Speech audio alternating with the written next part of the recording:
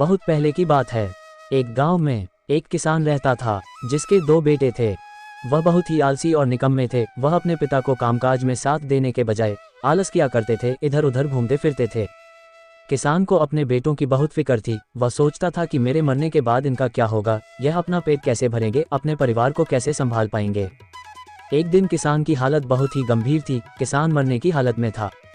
तभी किसान ने अपने दोनों बेटों को बुलाकर उनसे कहा कि हमारे खेत में एक खजाना गड़ा हुआ है, लेकिन वह किस जगह है उसकी जानकारी मुझे भी नहीं है, लेकिन खोदने बाद तुम्हें वो खजाना मिल जाएगा। इतना कहकर किसान भगवान को प्यारे हो गए। खजाने की खबर सुनकर दोनों बेटों के मन में लालच आ गया और वो दोनों खेत पर चले गए और खेत को खोदने लगे। खजाने के लालच में कुछ ही दिनों में पूरे खेत को खोदने के बाद वह घर जाकर बैठ गए और वह अपने पिता को कोसने लगे। इसी तरह कुछ महीने बीत गए और वर्षा ऋतु का आगमन हुआ।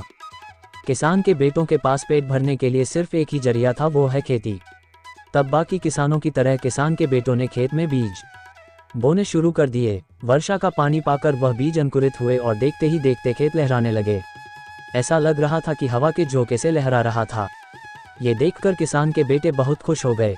उनको समझ आ गया कि परिश्रम ही सच्चा धन होता है, और वो उसी तरह से अपने पिता के शब्दों का मोल भी समझ गए और अपने कामकाज में लग गए।